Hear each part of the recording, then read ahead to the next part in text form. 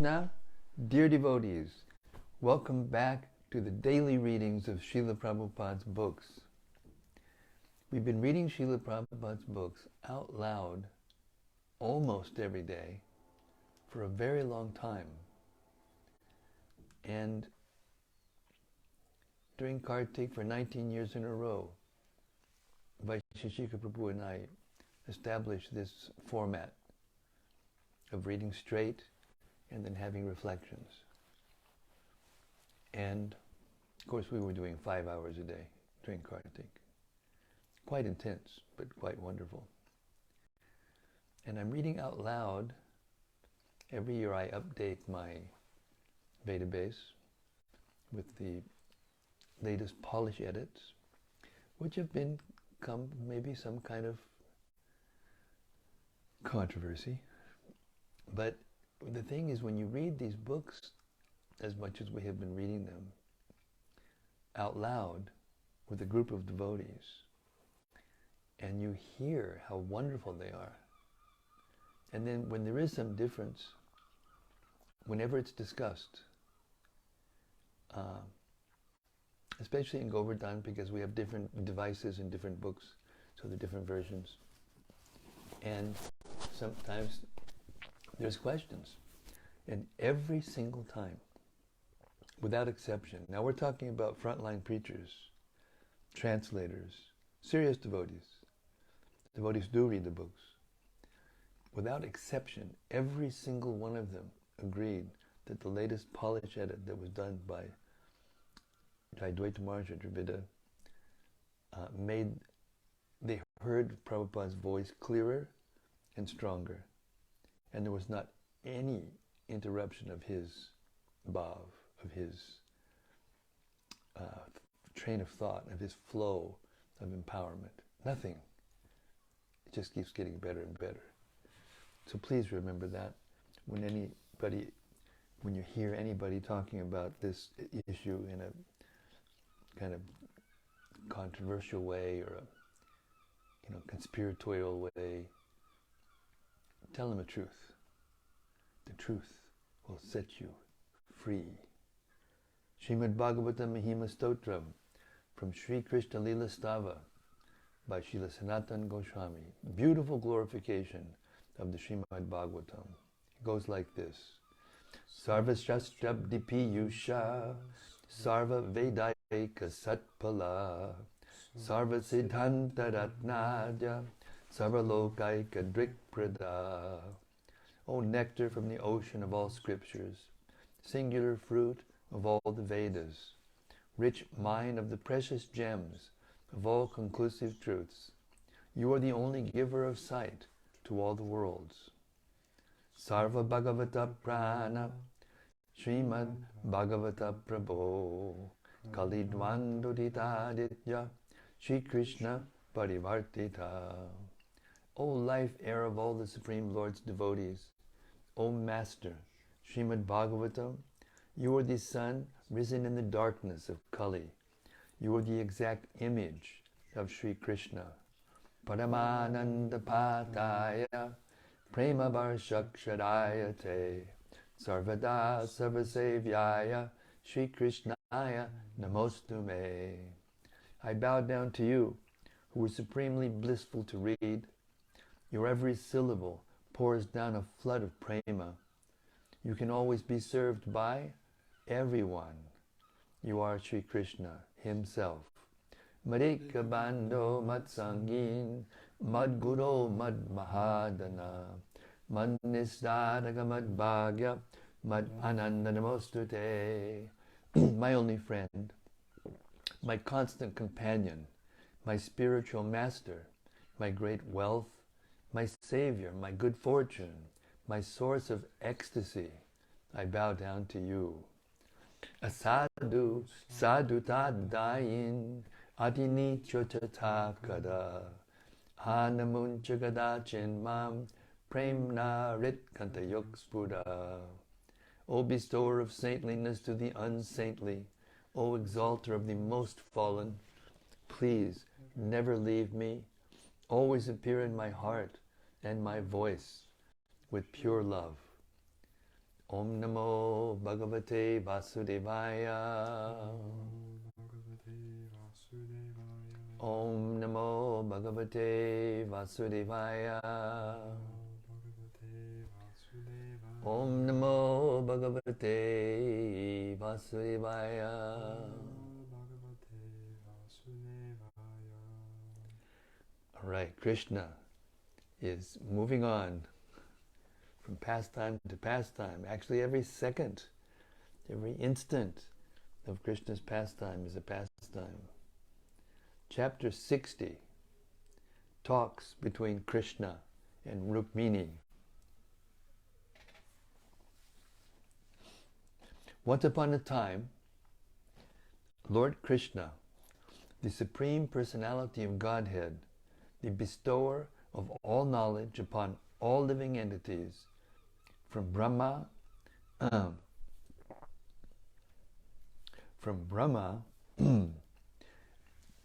down to the insignificant ant, was sitting in the bedroom of Rukmiṇī, who was engaged in the service of the Lord, along with her assistant maidservants. Krishna was sitting on the bedstead of Rukmiṇī, and the maidservants were fanning him with chamaras, yak-tail, fly whisks. Lord Krishna's dealings with Rukmiṇī as a perfect husband are a perfect manifestation of the supreme perfection of the personality of Godhead. There are many philosophers who propound a concept of the absolute truth in which God cannot do this or that. They deny the incarnation of God or the supreme absolute truth in human form. But actually, the fact is different. God cannot be subject to our imperfect sensual activities. He is the all-powerful, omnipresent personality of Godhead, and by His supreme will, He can not only create, maintain, and annihilate the whole cosmic manifestation, but also descend as an ordinary human being to execute the highest mission. As stated in the Bhagavad Gita, whenever there are discrepancies in the discharge of human occupational duties, He descends. He is not forced to appear by any external agency, but He descends by His own internal potency in order to re-establish the standard functions of human activities and simultaneously annihilate the disturbing elements in the progressive march of human civilization. In accordance with this principle of the transcendental pastimes of the Supreme Personality of Godhead, He descended in his eternal form as Sri Krishna in the dynasty of the Yadus. The palace of Rukmiṇī was wonderfully furnished. Hanging from the ceiling were many canopies with laces bedecked with pearl garlands, and the whole palace was illuminated by the effulgence of valuable jewels. There were many flower groves of Mallika and Chameli, which are considered the most fragrant flowers in India. There were many clusters of these plants with blooming flowers enhancing the beauty of the palace. And because of the exquisite fragrance of the flowers, little groups of humming bees gathered around the trees, and at night the pleasing moonshine glittered through the network of holes in the windows. There were many heavily flowered trees of parijata, and the mild wind stirred the fragrance of the flowers all around. Incense burned within the walls of the palace, and the fragrant smoke leaked out of the window shutters. Within the room there were mattresses covered with white bed sheets. The bedding was as soft and white as milk foam. In this situation, Lord Sri Krishna sat very comfortably and enjoyed the service of Rukmiṇī, who was assisted by her maidservants. Rukmiṇī was very eager to get the opportunity to serve her husband, the Supreme Personality of Godhead. She therefore wanted to serve the Lord personally and took the handle of the chamra from the hand of a maidservant and began to move the fan. The handle of the chamra was made of gold and bedecked with valuable jewels, and it became more beautiful when taken by Rukmiṇī, because all her fingers were beautifully set with jeweled rings. Her legs were decorated with jeweled ankle bells, which rang very softly between the pleats of her sari. Rukmiṇī's raised breasts were smeared with kumkum and saffron. Thus her beauty was enhanced by the reflection of the reddish color emanating from her covered breasts.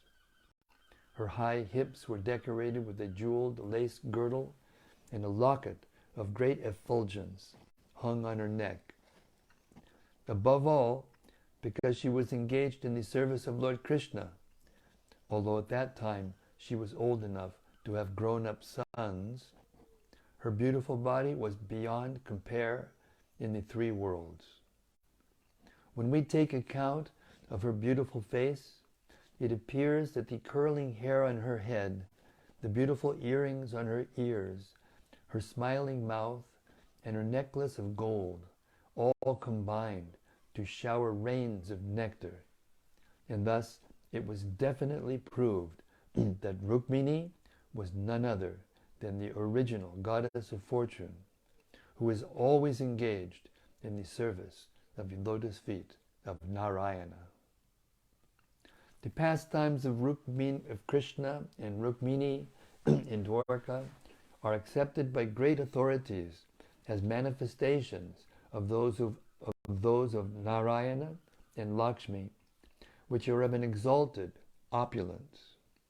The pastimes of Radha and Krishna in Vrindavan are simple and rural, distinguished from the polished urban characteristics of those of Dwarka.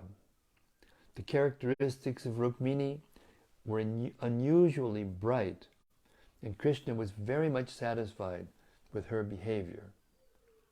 Krishna had experienced that when Rukmiṇī was offered a parijata flower by Narada Muni, Satyabhama had become envious of her co-wife and had immediately demanded a similar flower from Krishna. In fact, she could not be pacified until she was promised the whole tree.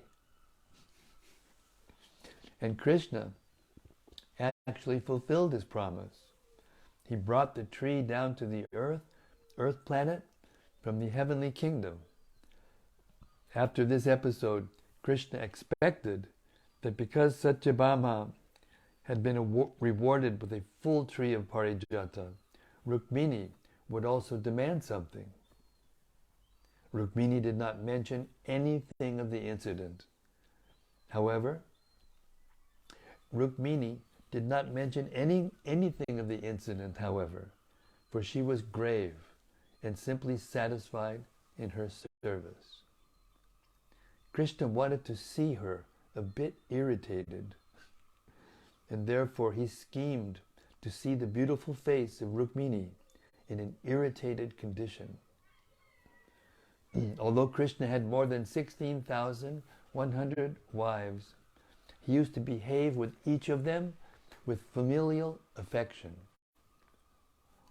He would create a particular situation between himself and his wife in which the wife would criticize him in the irritation of love, and Krishna would enjoy this.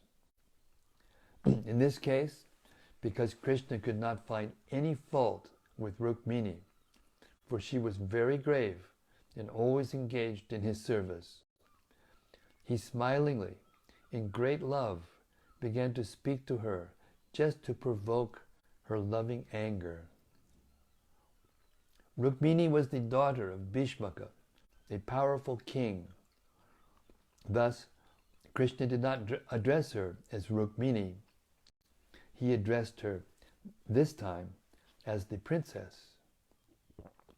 My dear princess, it is very surprising. Many great personalities in the royal order wanted to marry you. Although not all of them were kings, all possessed the opulence and riches of the kingly order. They were all well-behaved, learned, famous among kings, beautiful in their bodily features and personal qualifications, liberal, very powerful in strength, and advanced in every respect.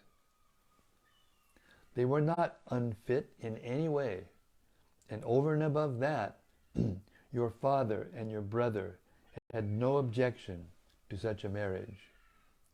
On the contrary, they gave their word of honor that you would be married with Shishupal. Indeed, the marriage was sanctioned by both your parents. Shishupal was a great king and was so lusty and mad after your beauty that if he had married you, I think he would have always remained with you just like your faithful servant. In comparison to Shishupal, with his personal qualities, I am nothing. And you may personally realize it. I am surprised that you rejected the marriage with Shishupal and accepted me, who are inferior in comparison to Shishupal. I think myself completely unfit to be your husband, because you are so beautiful, sober, grave, and exalted. May I inquire from you the reason that induced you to accept me? Now, of course, I may address you as my beautiful wife, but still, I may inform you of my actual position, that I am inferior to all those princes who wanted to marry you. First of all, you may know that I was so much afraid of Jarasandha that I could not dare live on the land, and thus I have constructed this house within the water of the sea. It is not my business to disclose this secret to others, but you must know that I am not very heroic. I am a coward, and I am afraid of my enemies. Still, I am not safe, because all the great kings of the land are inimical to me. I have personally created this inimical feeling by fighting with them in so many ways. Another fault is that although I am on the throne of Dwarka, I have no immediate claim. Although I got a kingdom by killing my maternal uncle, Kamsa, the kingdom was to go to my grandfather. So actually, I have no possession of a kingdom. Besides that, I have no fixed aim in life. People cannot understand. People cannot understand me very well. What is the ultimate goal of my life? They know very well that I was a cowherd boy in Vrindavan. People expected that I would follow in the footsteps of my foster father, Nanda Maharaj, and be faithful to Srimati Radharani and all her friends in the village of Vrindavan. But all of a sudden, I left them. I wanted to become a famous prince. Still, I could not have any kingdom, nor could I rule as a prince. People are bewildered about my ultimate goal of life. They do not know whether I'm a cowherd boy or a prince, whether I'm the son of Nanda Maharaj or the son of Vasudeva. Because I have no fixed aim in life, people may call me a vagabond. Therefore, I am surprised that you could select such a vagabond husband. Besides this, I am not very polished. Besides this, I am not very much polished. Even in social etiquette, a person should be satisfied with one wife, but you see that I have married many times, and I have more than 16,000 wives. I cannot please all of them as a polished husband. My behavior with them is not very nice, and I know that you are very conscious of it. I sometimes create a situation with my wives which is not very happy, because I was trained in a village in my childhood. I am not well acquainted with the etiquette of urban life. I do not know the way to please a wife with nice words and behavior. And from practical experience, it is found that any woman who follows my way or becomes attracted to me is ultimately left to cry for the rest of her life. In Vrindavan, many gopis were attracted to me, and now I have left them, and they are living, but are simply crying for me in separation. I have heard from Akrura and Uddhava that since I left Vrindavan, all my cowherd boyfriends, the gopis and Radharani, my foster father, Nanda Maharaj, are simply crying constantly for me. I have left Vrindavan for good and am now engaged with the queens of Dwarka. But I am not well behaved with any of you. So you can very easily understand that I have no steadiness of character. I am not a very reliable husband. The net result of being attracted to me is to acquire a life of bereavement only. My dear beautiful princess, you may also know that I am always penniless. Just after my birth, I was carried penniless to the house of Nanda Maharaj, and I was raised just like a cowherd boy. Although my foster father possessed many hundreds of thousands of cows, I was not the proprietor of even one of them. I was simply entrusted with taking care of them and tending them, but I was not the proprietor. Here also, I am not the proprietor of anything, but am always penniless. There is no cause to lament for such a penniless condition. I possessed nothing in the past, so why should I lament that I do not possess anything at present? You may note also that my devotees are not very opulent. They also are very poor in worldly goods. Persons who are very rich, possessing worldly wealth, are not interested in devotion to me or Krishna consciousness. On the contrary, when a person becomes penniless, whether by force or by circumstances, he may come interested in me if he gets the proper opportunity. Persons who are proud of their riches, even if they are offered association with my devotees, do not take advantage of consciousness of me. In other words, the poorer class of men may have some interest in me, but rich men have no interest. I think, therefore, that your selection of me was not very intelligent.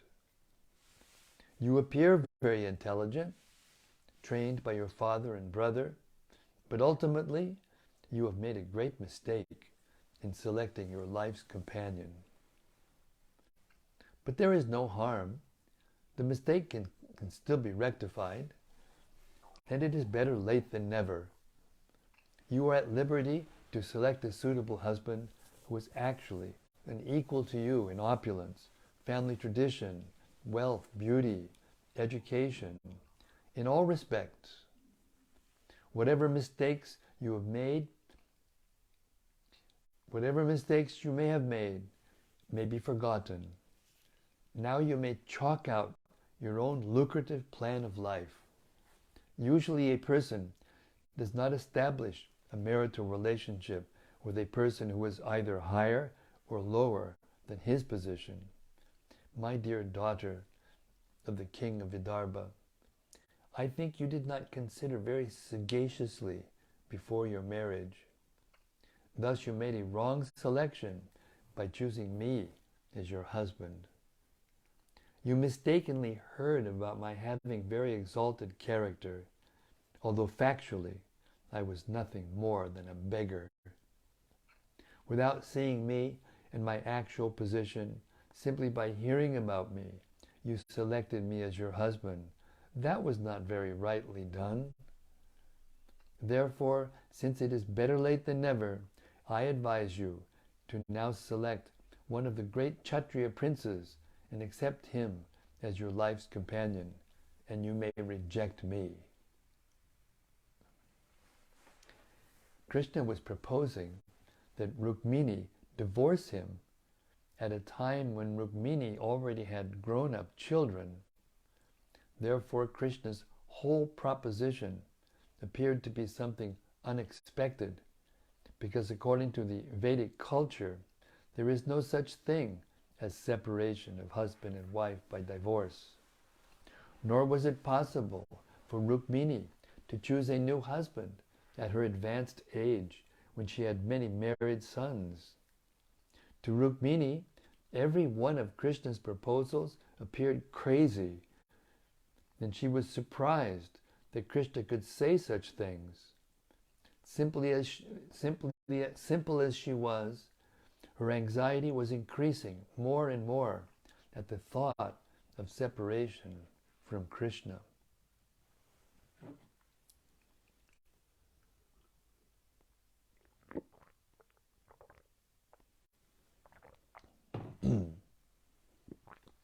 Krishna continued, after all, you have to prepare yourself for your next life. I therefore advise that you select someone who can help you both in this life and the next. For I am completely unable to help. My dear beautiful princess, you know that all the members of the princely order, including Shishupal, Shalva, Jarasandha, Dantavakra, and even your elder brother Rukmiṇī, are my enemies. They do not like me at all. They hate me from the cores of their hearts.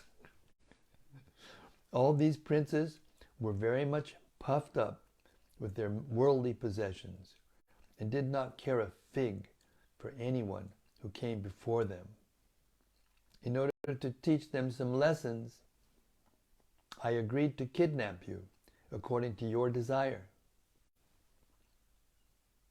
Otherwise, I actually have no love for you, although you loved me even before the marriage. As I have already explained, I am not very much interested in family life or love between husband and wife. By nature, I am not very fond of family life, wife, children, home, and opulences. As my devotees are always neglectful of all these worldly possessions, I am also like that. Actually, I am interested in self-realization. That gives me pleasure, and not this family life. After submitting his statement, Lord Krishna suddenly stopped.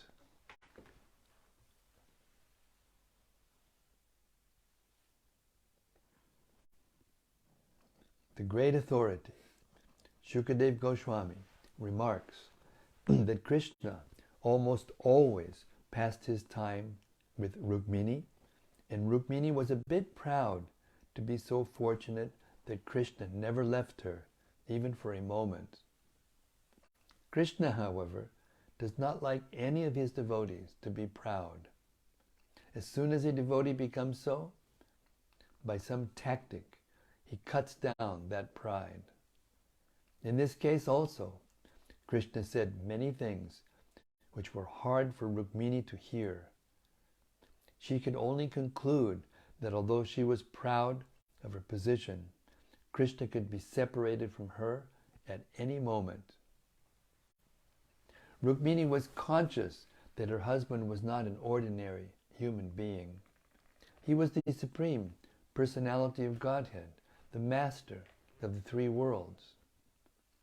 By the way he was speaking, She was afraid of being separated from the Lord, for she had never heard such harsh words from Krishna before. Thus she became perplexed with fear of separation, and her heart began to palpitate. Without replying to a word of Krishna's statement, she simply cried in great anxiety, as if drowning in an ocean of grief. She silently scratched the floor with her toenails, which reflected reddish light on the floor. The tears from her eyes mixed with the black cosmetic ointment from her eyelids and dropped down, washing the kumkum and saffron from her breasts. Choked up on account of great anxiety, unable to speak even a word, she kept her head downward and remained standing just like a stick. Due to extremely painful fear and lamentation, she lost all her powers of reason and became weak, her body losing so much weight that the bangles on her wrists became slack. The chamara with which she was serving Krishna immediately fell from her hand. Her brain and memory became puzzled, and she lost consciousness. The nicely combed hair on her head scattered here and there, and she fell down straight like a banana tree cut down by a whirlwind. Lord Krishna immediately realized that Rukmiṇī had not taken his words in a joking spirit. She had taken them very seriously, and in her extreme anxiety over immediate separation from him, she had fallen into this condition. Lord Krishna is naturally very affectionate toward his devotees, and when he saw Rukmiṇī's condition, his heart immediately softened. At once, he became merciful to her. The relationship between Rukmiṇī and Krishna was like that between Lakshmi and Narayana. Therefore, Krishna appeared before Rukmiṇī in his four-handed manifestation of Narayana. He got down from the bedstead, lifted her up by her hands. He got down from the bedstead, lifted her up by her hands, and placing his cool hands on her face, smoothed the scattered hair on her head. Lord Krishna dried the wet breasts of Rukmiṇī with his hand. Understanding the seriousness of Rukmiṇī's love for him, he embraced her to his chest. The Supreme Personality of Godhead is expert in putting a thing reasonably for one's understanding, and thus he tried to retract all that he had said before.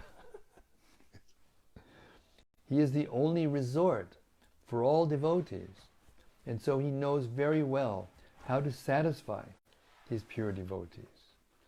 Krishna understood that Rukmiṇī could not follow the statements he had made in a joking way. To counteract her confusion, he spoke as follows.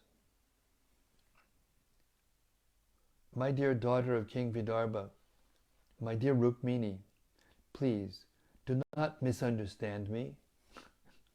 Don't be unkind to me like this.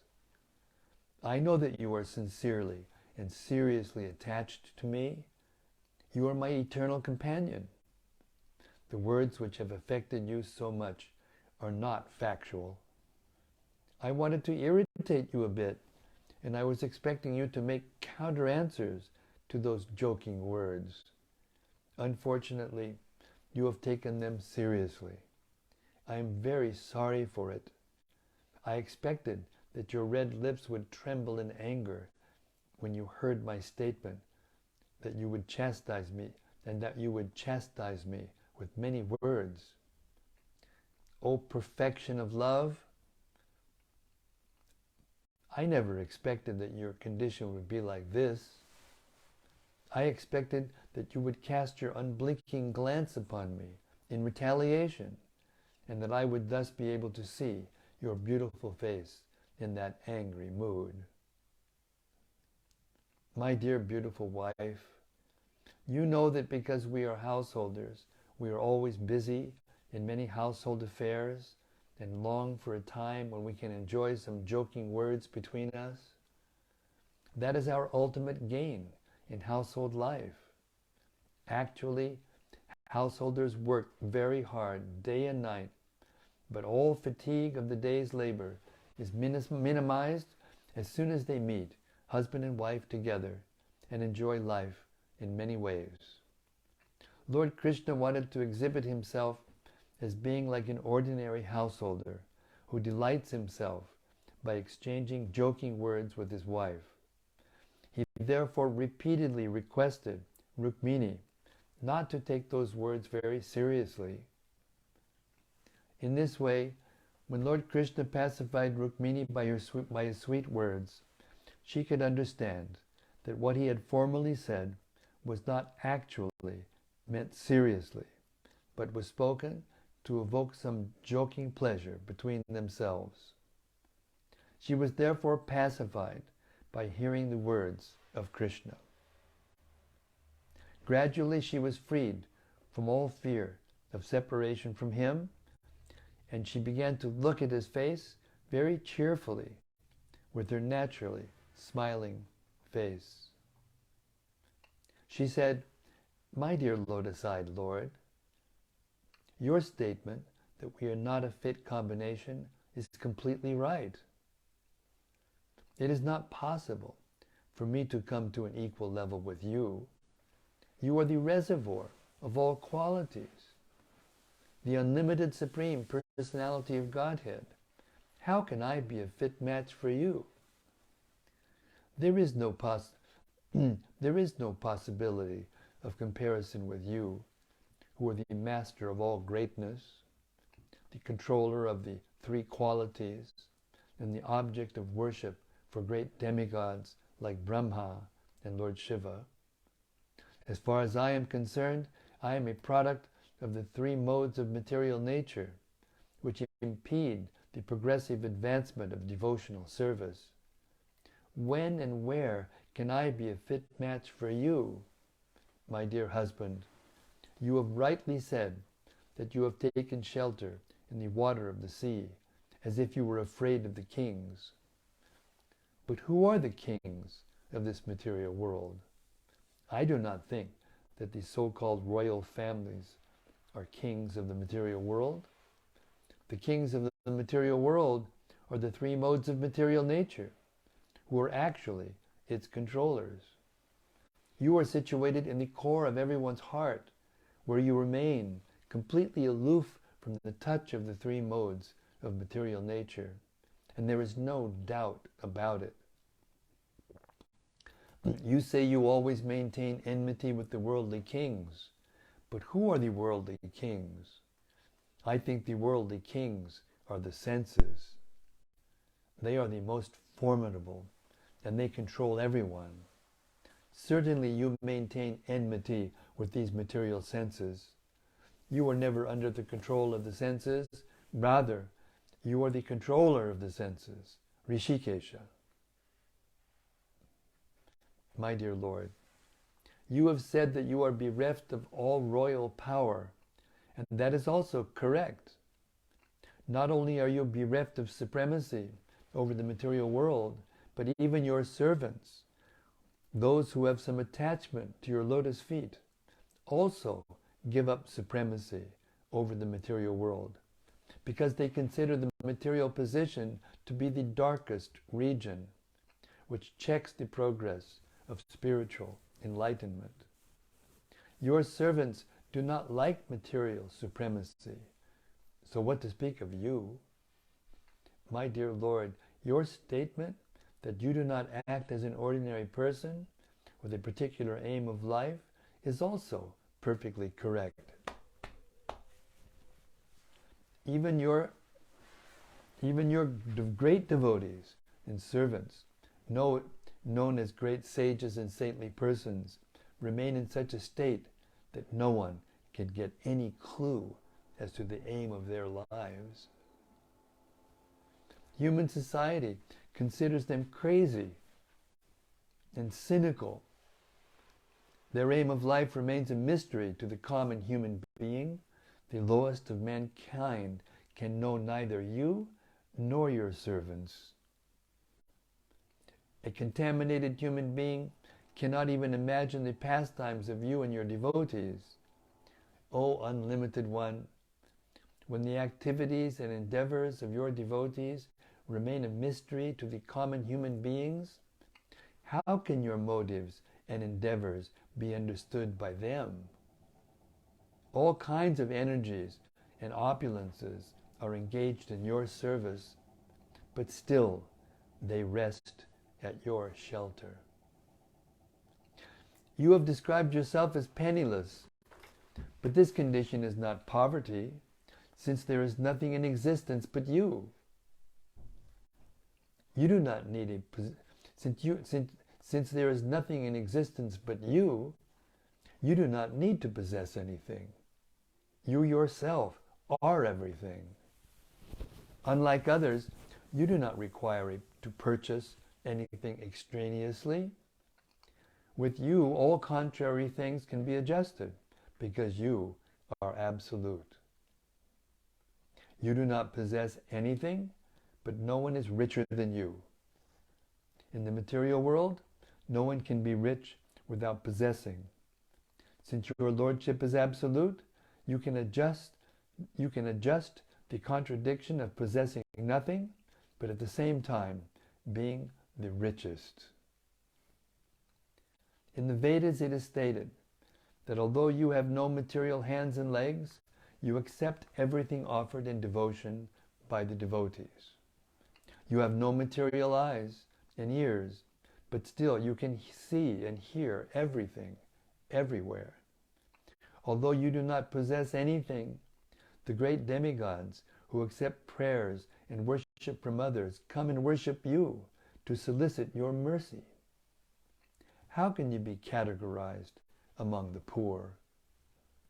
My dear Lord, you have also stated that the richest section of human society does not worship you.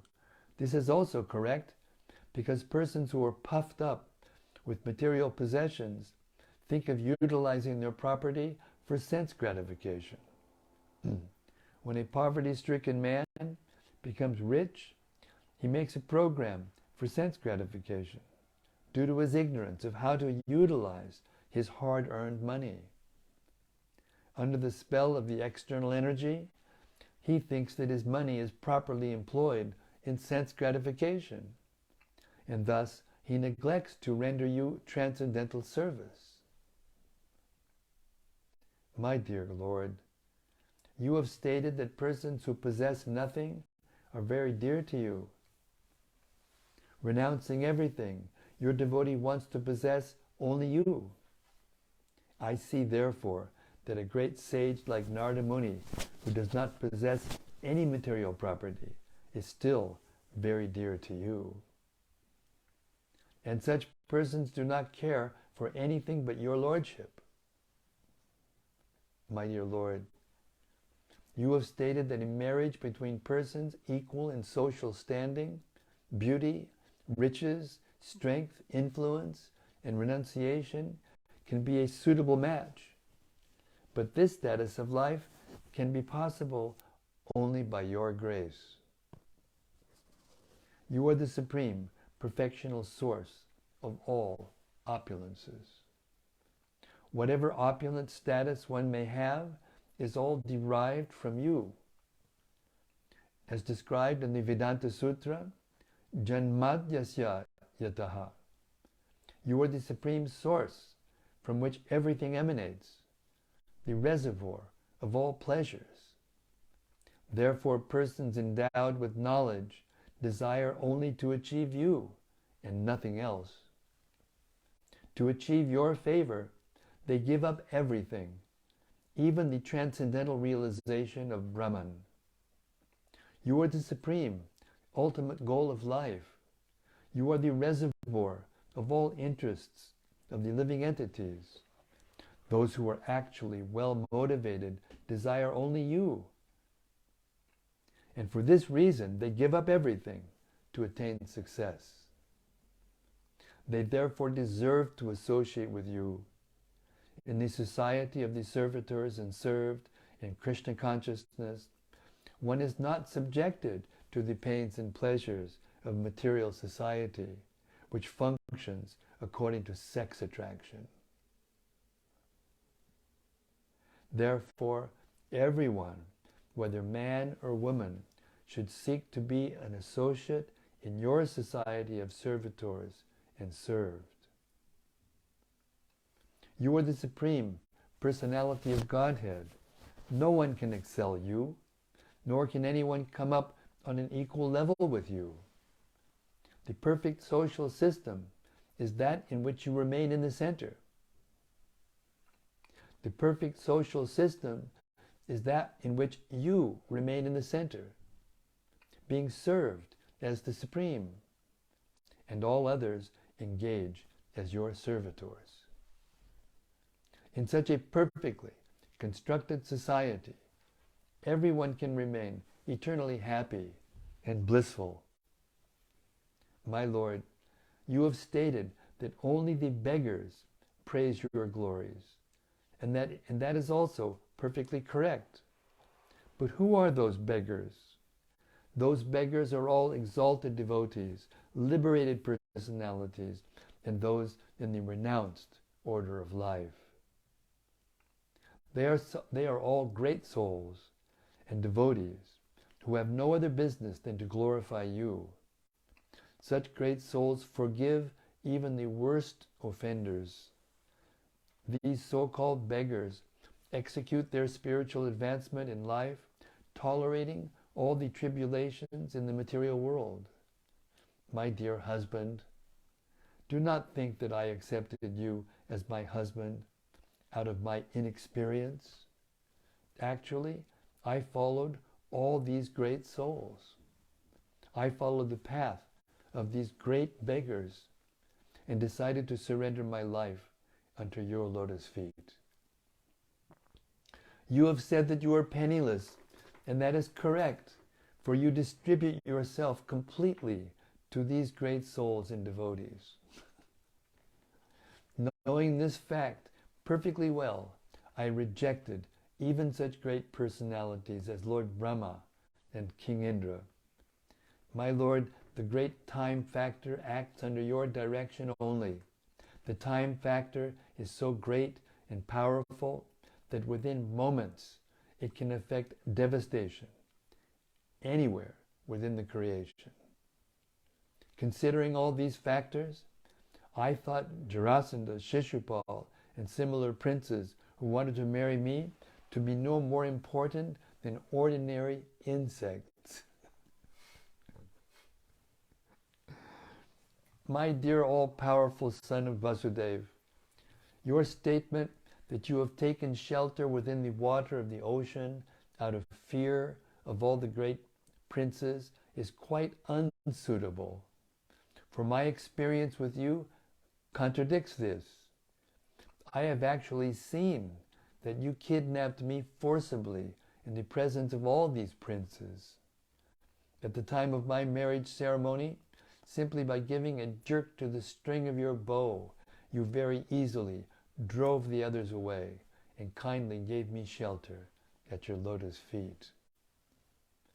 I still remember vividly how you kidnapped me in the same way that a lion forcibly takes its share of hunted booty, driving away all small animals within the twinkling of an eye. My dear lotus-eyed Lord, I cannot understand your statement that women and other persons who have taken shelter under your lotus feet pass their days only in bereavement. From the history of the world, we can see that princes like Anga, Prithu, Bharat, Yayati, and Gaya were all great emperors of the world, and there were no competitors to their exalted positions. But in order to achieve the favor of your lotus feet, they renounced their exalted positions and entered the forest to practice penances and austerities. When they voluntarily accepted such a position, accepting your lotus feet as all in all, does it mean that they were in lamentation and bereavement? My dear Lord, you have advised me that I can still select another from the princely order and divorce myself from your companionship. But my dear Lord, it is perfectly well known to me that you are the reservoir of all good qualities. Great saintly persons like Narada Muni are always engaged simply in glorifying your transcendental characteristics. Someone who simply takes shelter of such a saintly person immediately becomes freed from all material contamination. And when he comes in direct contact with your service, the goddess of fortune agrees to bestow all her blessings. Under the circumstances, what woman who has once heard of your glories from authoritative sources and has somehow or other relished the nectarian fragrance of your lotus feet would be foolish enough to agree to marry someone of this material world, who is always afraid of death, disease, old age, and rebirth? I have therefore accepted your lotus feet, not without consideration, but after mature and deliberate decision. My dear Lord, you are the master of the three worlds. You can fulfill all the desires of your devotees in this world and the next, because you are the supreme soul of everyone. I have therefore selected you as my husband, considering you to be the only fit personality. You may throw me in any species of life, according to the reactions of my fruitive activities, and I haven't the least concern for this. My only ambition is that I may always remain fast to your lotus feet, for you can deliver your devotees from illusory material existence and are always prepared to distribute yourself to your devotees. My dear Lord, you have advised me to select one of the princes, such as Shishupal, Jarasandha, or Dantavakra. But what is their position in this world? They are always engaged in harsh and hard labor to maintain their household life, just like the bulls working hard day and night with an oil pressing machine. They are compared to asses, beasts of burden. They are always dishonored like dogs, and they are miserly like cats. They have sold themselves like slaves to their wives. Any unfortunate woman who has never heard of your glories may accept such a man as her husband, but a woman who has learned about you, that you are praised not only in this world, but in the halls of great demigods like Lord Brahma and Lord Shiva, will not accept anyone besides you as her husband. A man within this material world is just like a dead body. In fact, superficially, the living entity is covered by this body, which is nothing but a bag of skin, decorated with a beard and mustache, hairs on the body, nails on the fingers, and hairs on the head.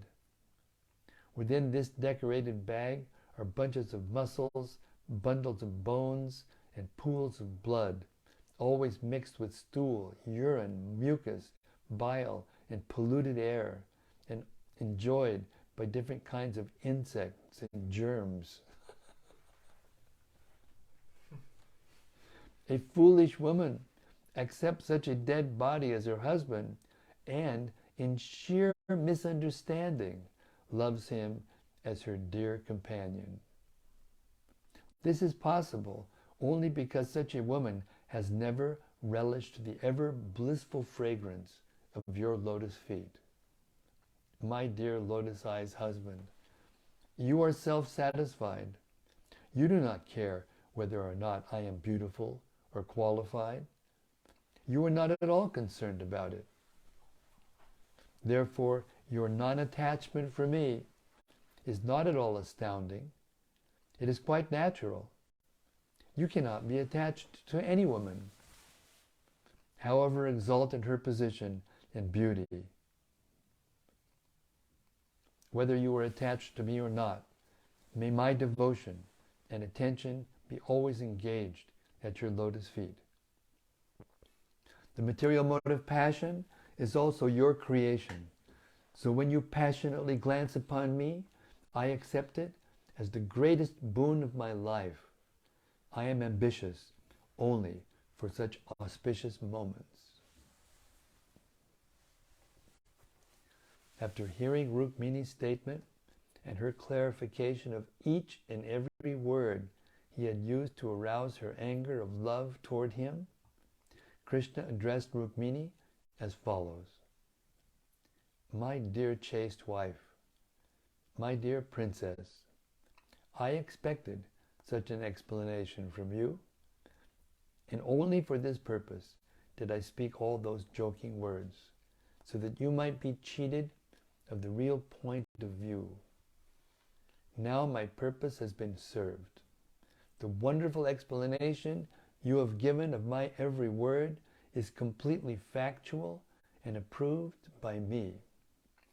O most beautiful Rukmiṇī, you are my dearmost wife.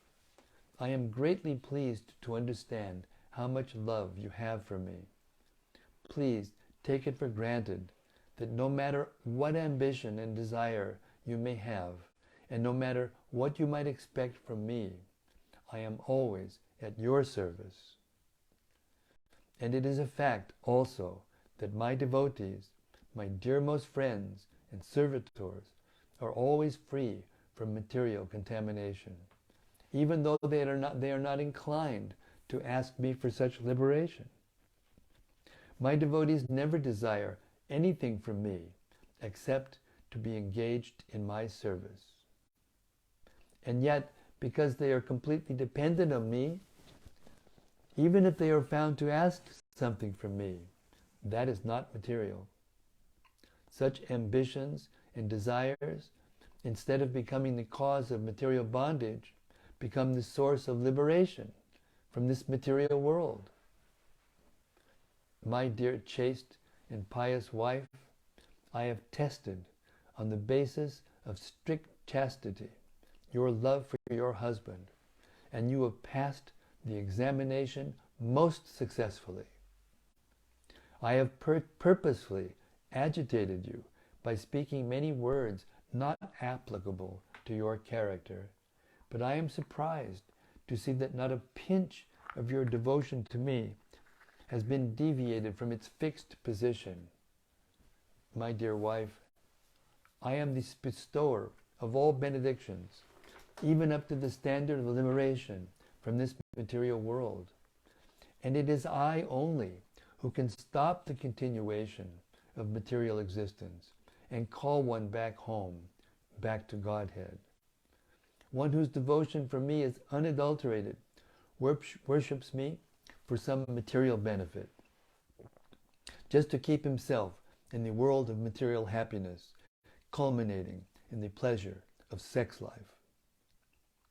One who engages himself in severe penances and austerities just to attain this material happiness is certainly under the illusion of my external energy. Persons who are engaged in my devotional service simply for the purpose of material gain and sense gratification are certainly very foolish. For material happiness based on sex life is available in the most abominable species of life, such as hogs and dogs. No one should try to approach me for such happiness, which is available even if one is put into a hellish condition of life. It is better, therefore, for persons who are simply after material happiness and not after me to remain in that hellish condition. Material contamination is so strong that everyone is working very hard day and night for material happiness. The show of religion, austerity, penance, humanitarianism, philanthropy, politics, science, everything is aimed at realizing some material benefit. For the immediate success of material benefit, materialistic persons generally worship different demigods, and under the spell of material propensities, they sometimes take to the devotional service of the Lord. But sometimes it so happens that if a person sincerely serves the Lord and at the same time maintains material ambitions, the Lord very kindly removes the sources of material happiness. Not finding any recourse in material happiness, the devotee then engages himself absolutely in pure devotional service.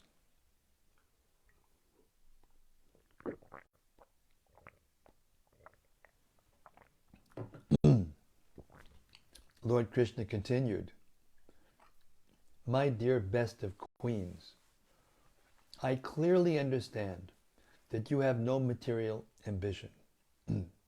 Your only purpose is to serve me, and you have long been engaged in unalloyed service.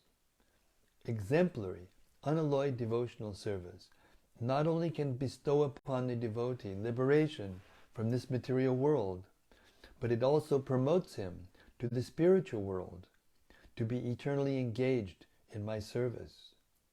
Persons too much addicted to material happiness cannot render such service. Women whose hearts are polluted and full of material desires devise various means of sense gratification, while outwardly showing themselves to be great devotees. My dear honored wife, although I have thousands of wives, I do not think that any one of them can love me more than you. The practical proof of your extraordinary position is that although you had never seen me before our marriage, and had simply heard about me from a third person, still your faith in me was so much fixed that even in the presence of many qualified, rich, and beautiful men of the royal order, you did not select any one of them as your husband, but insisted on having me. You neglected all the princes present, and very politely you sent me a confidential letter inviting me to kidnap you. While I was kidnapping you, your elder brother Rukmiṇī violently protested and fought with me. As a result of the fight, I defeated him mercilessly and disfigured his body. At the time of Aniruddha's marriage, when we were all playing chess, there was another fight with your brother Rukmiṇī on a controversial verbal point, and my elder brother Balarama finally killed him. I was surprised to see that you did not utter even a word of protest over this incident. Because of your great anxiety that you might be separated from me, you suffered all the consequences without speaking even a word.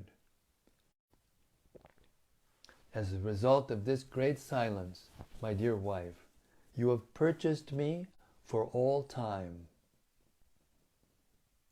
Shall I repeat that? Thank you. As a result, because of your great anxiety that you might be separated from me, you suffered all the consequences without speaking even a word. As a result of this great silence, my dear wife, you have purchased me for all time. I have come eternally under your control. You sent your messenger inviting me to kidnap you, And when you found that there was a little delay in my arriving on the spot, you saw the whole world as vacant. At that time you concluded that your beautiful body was not fit to be touched by anyone else. Therefore, thinking that I was not coming, you decided to commit suicide and immediately end that body. My dear Rukmiṇī, such great and exalted love for me will always remain within my soul. As far as I am concerned, it is not within my power to repay you for your unalloyed devotion to me. The Supreme Personality of Godhead, Krishna, certainly has no business being anyone's husband or son or father, because everything belongs to him and everyone is under his control. He does not require anyone's help for his satisfaction. He is Atmarama, self-satisfied. He can derive all pleasure by himself, without anyone's help. But when the Lord descends to play the part of a human being, he plays a role either as a husband, son, friend, or enemy in full perfection. As such, when he was playing with as the perfect husband of the queens, especially of Rukmiṇī, he enjoyed conjugal love in complete perfection. According to Vedic civilization, according to Vedic culture, although polygamy is allowed, none of one's wives should be ill-treated. In other words, one may take many wives only if he is able to satisfy all of them equally as an ideal householder. Otherwise, it is not allowed. Lord Krishna is the world teacher. Therefore, even though he had no need for a wife, he expanded himself into as many forms as he had wives. And he lived with them as an ideal householder, observing the regulative principles, rules, and commitments in accordance with the Vedic injunctions and the social laws and customs of society. For each of his 16,108 wives, he simultaneously maintained different palaces, different establishments, and different atmospheres. Thus the Lord, although one, exhibited himself as 16,108 ideal householders. Thus end the Bhaktivedanta purport of the 60th chapter of Krishna, Talks between Krishna and Rukmiṇī. Hare Krishna. Well, there's no words. The depth of the conversation between Rukmiṇī and Krishna is beyond the beyond. Hare Krishna. Well, it's 8:30. I mean, we started a little late. We started at 20 after. But still, that was a wonderful, wonderful experience. Just to read it. What to speak of, hear it. I must admit that I'm feeling pretty favored right now, because I get to read it and hear it at the same time. I highly recommend anyone and everyone to read Srila Prabhupada's books out loud to yourselves. Because when you hear the truth coming out of your own mouth into your own ear, it is something mystical. Touch Trinu, as Krishna said to Arjuna. Hare Krishna. All right, we'll stop here for the reading tonight. I'm praying a little bit that they'll be a little shorter, because this is a wonderful. This is allowed to go longer. Also, we're allowed to be here all night, but I can't really do that for my convalescence. So I am depending on your mercy. Hare Krishna. First is from Shantarupa Devi Dasi. Shantarupa Devi Dasi, Hare Krishna. She says, Hare Krishna Maharaj. Hare Krishna.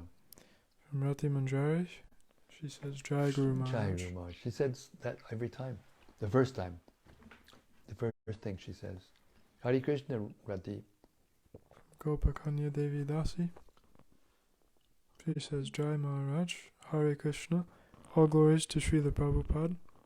Jai Shri Krishna Katha. Jai Shri Krishna Katha. Brian Phillips. Hare Krishna, Bhakta Brian. He says, Hare Krishna Maharaj, please accept my humble obeisances. All glories to Śrīla Prabhupāda. Haribo, Haribo. This is from Braj Ballabha. Hey Braj, Hare Krishna. He says, Hare Krishna Maharaj, please accept my humble obeisances. All glories to Śrīla Prabhupada. Jai, all glories to Prabhupada. Missing you, Abai, and all the devotees on the haven. Hare Krishna, thank you very much. We miss you too. You know what Rasika said today? He said you left a vacuum. Something missing. You. Hare Krishna. From Bhakta-Rupa. Haribol Bhakta-Rupa. He says, Hare Krishna Maharaj, thank you very much for reading. I was really blown away at Prabhupada's description of the palace of Rukmiṇī. He really paints a picture of the exquisite scene. Love the imagery of moonshine glittering through the holes in the window and incense smoke leaking through the shuttered windows. Yeah. It really makes me think of how wonderful the world Krishna performed his pastimes in must have been. We don't always hear descriptions of the setting these pastimes take place in, but they surely must be unbelievable. Would be amazing to experience his world in person. Well, I think that you're right, but I also think that his writing is so clean and clear and it's easy to visualize that, of course it depends on your consciousness, but if you read with full devotion, then you experience it to that degree. Especially those who have a capacity to visualize words. These are book words. These are not book words, they are like poetry, you know. Hare Krishna.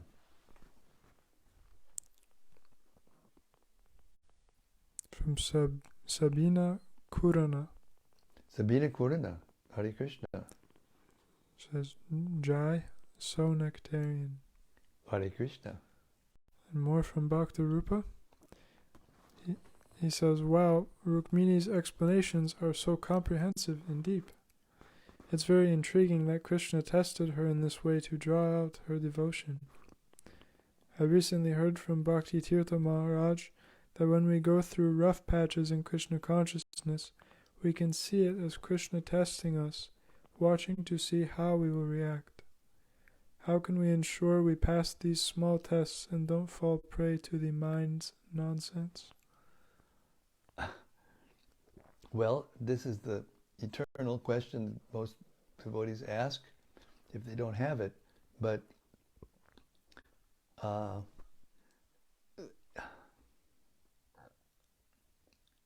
these prayers and conversations between Krishna and Rukmiṇī, they teach us.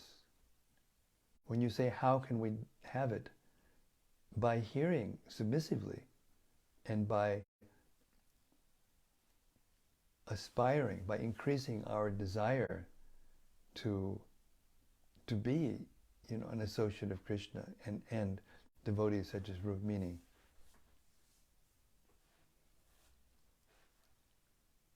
I mean, once Prabhupada was asked, how can I be sincere? And Prabhupada said, be sincere. There's no one else can be sincere for you. There's no pill you can take to be sincere. You have to just be sincere. What does be sincere means? It means not to have any ulterior motive for your service. To serve simply for the satisfaction of Krishna and Krishna's devotees. And it's a gradual process, of course, But the closer you get there, the easier it gets. It's not like the opposite. The more elevated you become, the more difficult it becomes actually. But Krishna consciousness is easy. It's the easiest thing to do. It's as easy as this. Hare Krishna. How much easier can Krishna make it? How much easier can Chaitanya Mahaprabhu make it? We make it difficult. He's made it easy. We make it difficult. Once Prabhupada told us that Lord Chaitanya is taking us back to home and we're kicking and screaming the whole way. Just like a spoiled child who's playing at the beach. And at night's coming and the parents are saying, okay, it's time to go home. And he's kicking and screaming and crying and they take him back to his home. And what was he doing? Building sandcastles and having them knocked down and building another sandcastle and having it knocked down. So how can we avoid doing that? Is to grow up in Krishna consciousness. Become serious. And this is how we become serious. To hear seriously.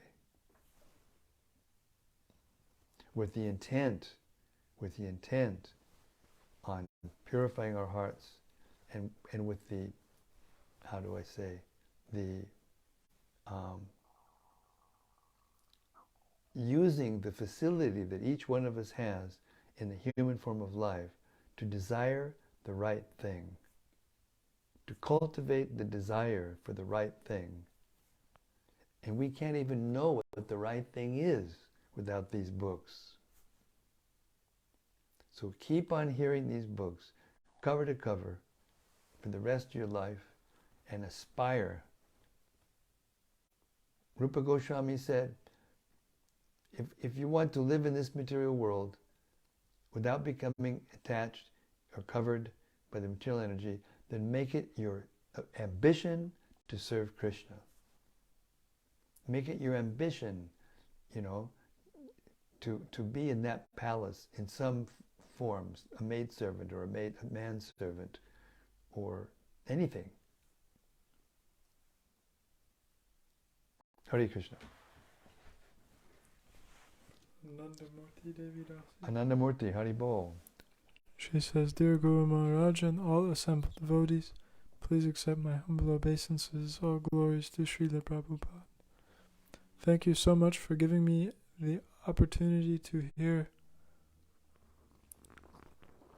such wonderful statements from you.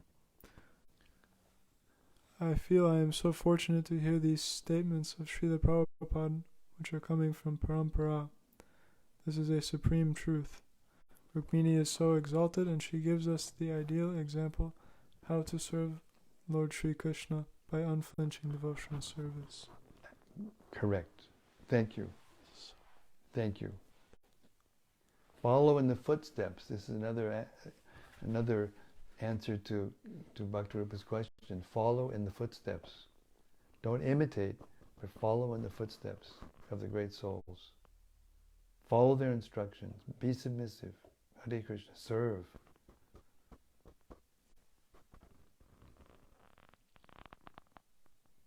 From Ibrahim Fulla. Ibrahim Fulla. He says Hare Krishna. Hare Krishna. From Vilas Manjari. Oh, Hare Krishna, Vilas Manjari. She says, Dear Maharaj, please accept my humble obeisances. Everything is reconciled in Krishna. These talks are so attractive. I love this point, how Krishna can be both the wealthiest and the poorest, because he distributes himself completely to his devotees. That's right. Thank you for reading. Hare Krishna, thank you for hearing so nicely. From Maharani Vrinda Devi Dasi. Maharani Vrinda Devi Dasi, Hare Krishna. She says, Hare Krishna, dear Maharaj. Hari Bo. Sabina Kurana says, Hare Krishna. Alice Bainham. Ellis Benha. He says, Hari Bo. Hari Bo. Bhaktirupa says, thanks Maharaj. And from Rati Manjari. Yes, Rati, Hare Krishna. She says, Dear Guru Maharaj, please accept my respectful obeisances. Indeed, a wonderful conversation between Krishna and Rukmiṇī. I have a somewhat peculiar question tonight. I am always fascinated by Rukmiṇī's description of the material bodies we are entrapped in. She does it so gruesomely. Most of us are or will be in householder life. How are we supposed to weigh these stark statements of Rukmiṇī on the nature of the body with the injunction that we are supposed to be devoted and attached to our spouse?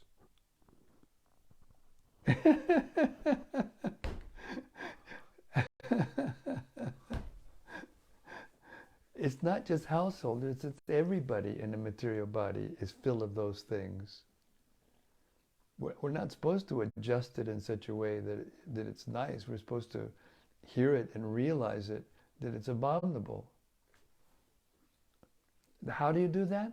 By remembering that the spouse and everything that belongs in the household, it belongs to Krishna. There's no other way. Hare Krishna. And Alice says, thank you for this evening's reading, Maharaj. Hare Krishna. Thank you very much. Krishna, the Supreme Personality of Godhead, ki jai. Samabeta Bhaktivedanta ki jai. Gaur Premanandi Hari Hari Bol. Tomorrow night, same time, same place, same topic. Watching Krishna move through the material world to attract us all back to the spiritual world. Attract us all to his lotus feet. Because he's so attractive. And his pure devotees who are in the spiritual world are so attractive.